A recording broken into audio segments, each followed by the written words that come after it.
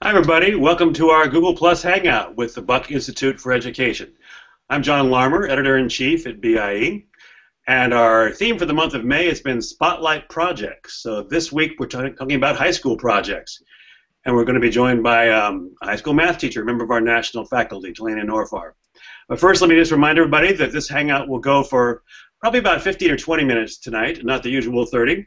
It will be archived on our website at bie.org. You can watch it later and tell your friends about it. All of our Spotlight Project Hangouts have been great this month. We had a middle school projects last week and elementary school projects the week before that. So we hope you'll check them out on our archive at our website.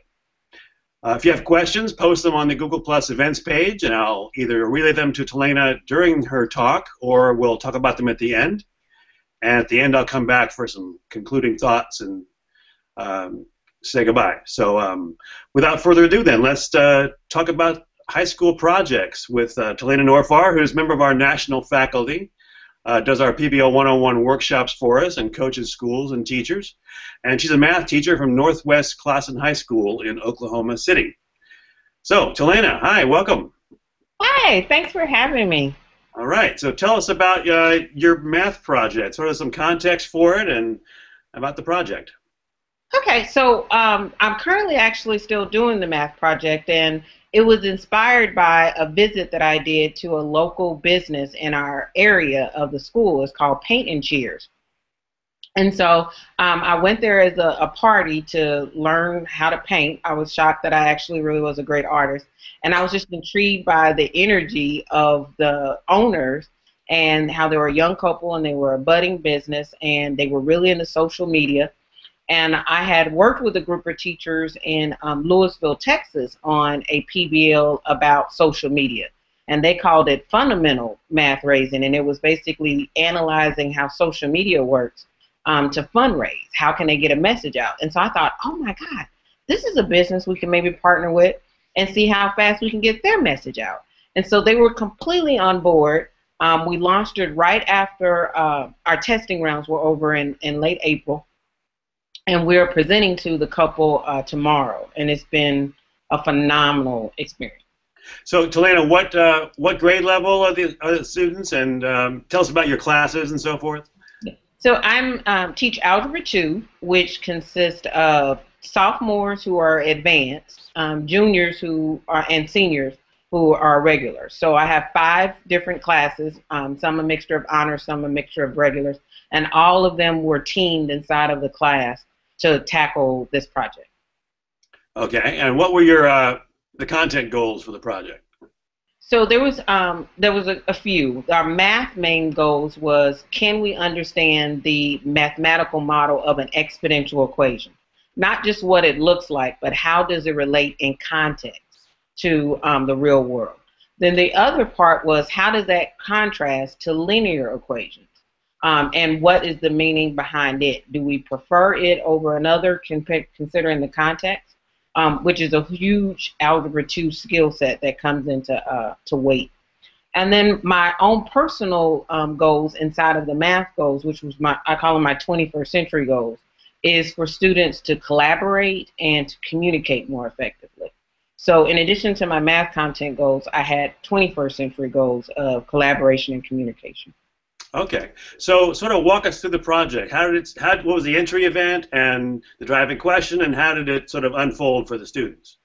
So early on in the year, my students realized that they have joined a company called Logic Incorporated, and they are mathematical consultants, and occasionally we will have clients. So with that sort of segue in the beginning of the year, each time we have our entry event, we're getting introduced to a new client. So the students got to see pictures of Paint and Cheers, and we had, you always sort of discuss what the client background is, and then when it's so local, we talk about what our context is. And so the kids really were excited the fact that this was a business that was around the corner from their house. So they're like, I live near there. Where is that again? When are we going? So the entry event is really a conversation around what the client is and what they're desiring. And then we naturally go into a project file form, I call it. And it's basically my company information of what they need to understand for the client. And so we look that over and we write, well, what are some things we know? What are some questions we have about what we need to do to help promote paint and cheers? And that's the driving question that they got introduced to after we had the discussion. At the end of this, they want to know, how can we promote paint and cheers? And so they naturally launched into other questions of, well, how do you write a marketing plan? How do you analyze social media?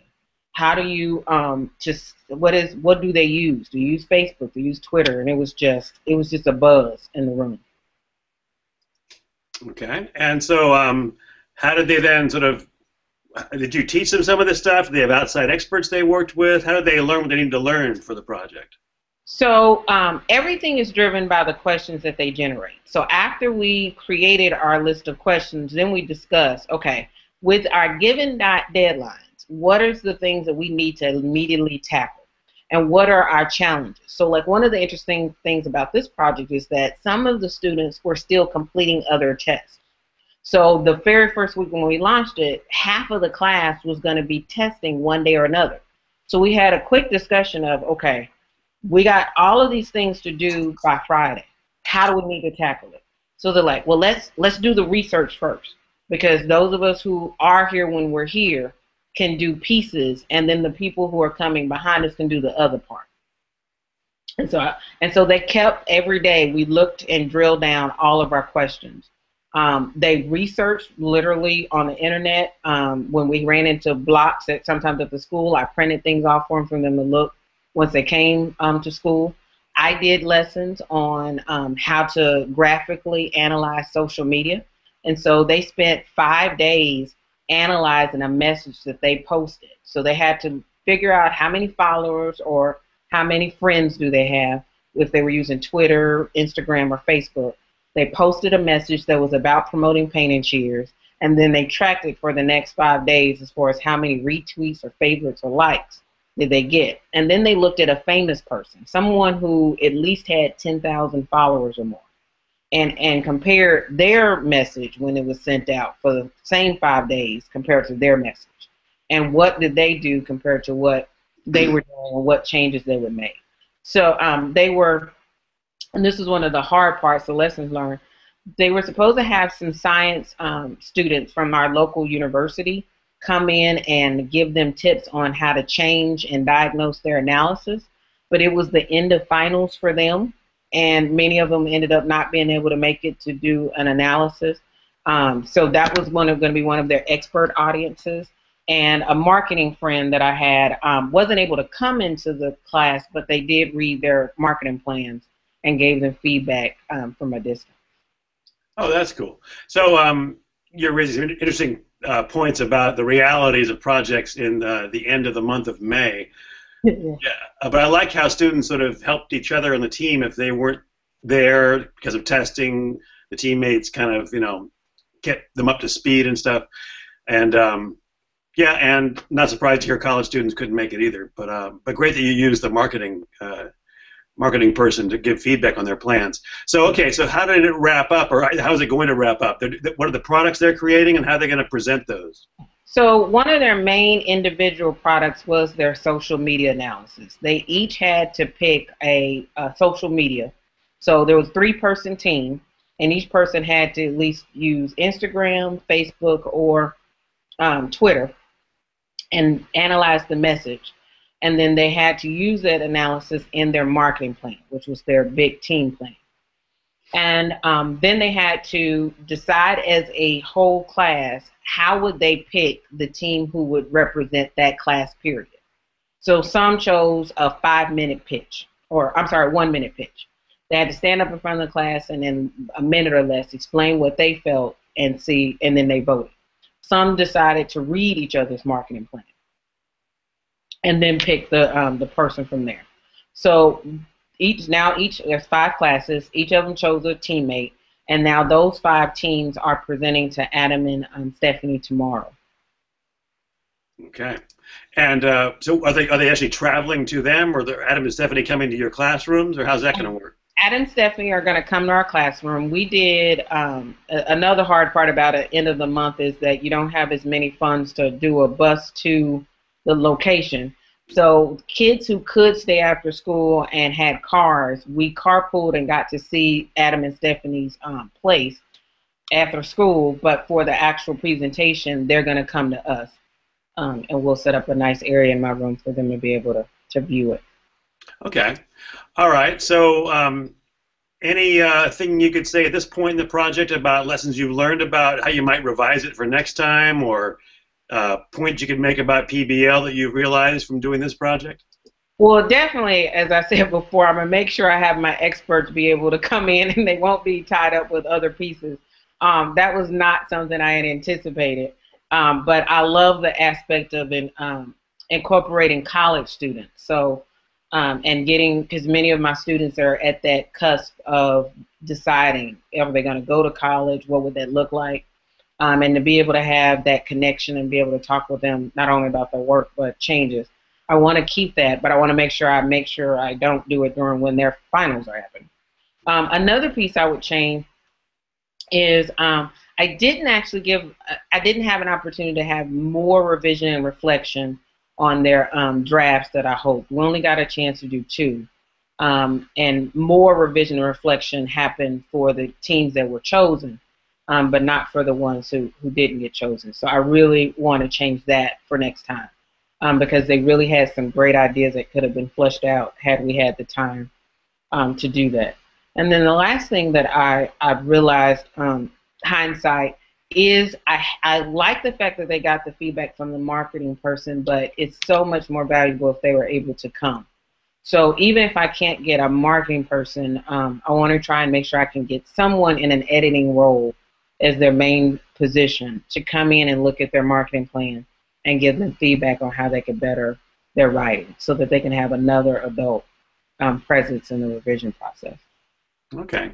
But you feel like students did learn what you wanted them to learn? The learning goals were met? Yeah, that was actually the most interesting part when it comes to the math part. I had thought that, it would be an easy connection for them to see the exponential and its connection to the world and the linear.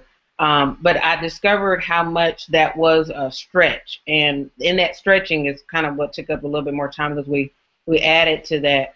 And I didn't realize how much I thought that there would be a simple connection, but I added in the graphing calculator that I have in my class, and the light bulb started flashing off when they had to actually just be able to see it in the calculator and make the connections between the data from the equation that it created and its meaning in life. So I really, really was excited about that tool being able to give them that hurdle that they needed. Okay. All right, thanks. Well, I hope the presentations go well in the next couple of days, and it was a great project. Sounds like it. We have time for hear about your other project from earlier in the year. You mentioned one where students are creating carnival games or fair games. Yeah, that was a really funny. Each time when I launched a year, I usually start off with a project that's kind of getting their feet wet because I'm the only person in my building that does project-based learning. And so it's a really switch. So I try to have a project that they can really get their feet wet but not be overwhelmed. And so I have a friend of mine who usually volunteers to be my client, my first client for them. And so she was their client, and she owned fair games like basketball hoop and coin toss and the ball toss. And she was losing money, not a lot of money, but losing money over the last few years. And she wanted to make the games more challenging so that she would have more people play but not win so much. So the students really shocked me in this one because I was only thinking of them changing the height or changing the distance and that was the example I gave them as a possibility. And they went crazy with it. I mean, they were changing the surface area of the disc that the coin would be held on. They were changing the sizes of the hoop and the angle. And they went into a lot more math than I had ever anticipated. I was thinking this was just going to be quadratic. They're going to learn about a parabola and the shape of it, and they went so much further. And it was beautiful to watch some of their drafts because some of them were very artistically inclined. And so instead of just showing me the parabola path from where the person was standing to the target, they actually drew in the people and the actual design, and then drew in the path and had the mathematical explanation to match. So I was just so excited, and I was like, oh my God, I have to revise this on the fly as we're going, because they are taking this into polynomials and quite more than I could ever expect. So, and you said they even went so far, sort of in different directions. You couldn't actually wrap the project up in time for winter break, right? Yeah, we were. It had launched right before we were going to be out for 3 weeks, and I had only planned, it to be a 2-week project, and they were rocking and rolling so far. We ran into break, and we weren't able to finish it, and I really hated that, and they hated it as well. I was like, I'm so sorry. I'll make sure I never do this to you again. Because the 3-week break, we're never going to be able to come back and finish this. But yeah, it was great. It was great. So their product would have been some kind of a drawing with a mathematical explanation for how they were going to revise the game? They had to do what we call in my company a mathematical analysis. Okay. So it's basically like a written report, but it's mathematical based. It's very close to the way a mathematical dissertation would look. So they had to give recommendations to the client, and they had to back it up with their mathematical report. And that was how they were going to present. They didn't have to actually present formally to her. They were going to hand her a written document. Because early in the year, I worked more on their written communication skills in math, and they're just practicing the verbal. And then second semester, I add in, okay, let's really practice verbal more now that we have written down more. Okay. Actually, now that I've got you here, Delane, I had a question that probably a lot of math teachers ask in PBL. So you've described 2 projects. You said one was 2 weeks, and the one you're doing now was, what, 2 or 3 weeks. So how many projects do you do a year? Is it all PBL all the time in your course? And do you feel like you're able to cover enough content that way? So no, I don't do, it changes depending on my subject area. So Algebra 1, when I teach it, is typically 4 projects that I can do in a year. So like one a quarter. And with geometry, it's very similar. With Algebra 2, not as much. I've usually only been able to do 2 or 3 because the mathematical content in it, more of it doesn't lend itself to a project. But I do it on what I call the deepest areas of math. It's the math that has many multiple connections. It's the glue that will help you get the abstract math, and it helps them lay a foundation. I think my favorite quote from a student this year was a student named Titus, and we had just did what I call a very miniature, quick 1-week sort of analysis. It's very light. It's not PBO, but we did some investigation, and it was on picking the best pizza company for our company prize. And so we were now going into a non-PBL. It was not completely a traditional math classroom, but I wasn't using project-based learning. And he stopped me, and he was like, "Miss Norfar," he said, "when we were solving for the pizza, I was with you. I got everything you were talking about." He said, "What you're doing right now, I don't get it. I don't know what you're talking about." And so my students are very used to me. I fell out. I fell out laughing. I was like, Titus, I'm sorry. I was like, you're right. When it's application based, you do get it more. I was like, unfortunately, this is just dry information. I can't supersize it into an application base, and sometimes that happens with math. But I promise you, when we have something that's deep and meaningful that has multiple connections to the real world, and we could sit out like we did with the fair games, we'll do it. We'll do it completely. So you can't I haven't found that you could do it as much in high school math because of some of the content in it. But you definitely can do it. And you can do it deeply. And what sold me on it was when I had students come to me 2 or 3 years later, still remembering all of those concepts. and being able to apply it in their current math class and remember when they did a project in my class, how it helped them to connect to the content later. So I can't do it as much as maybe other subjects, but I still can do it, and it's well worth it. All right. All right. Thanks, Delana. Great concluding comments. That's going to be helpful for math teachers. So I think we'll end our Hangout soon. I'll come back to Telena for a few final thoughts in a second. But just to remind everybody, this Hangout is being archived on the BIE.org website, the Buck Institute for Education's website.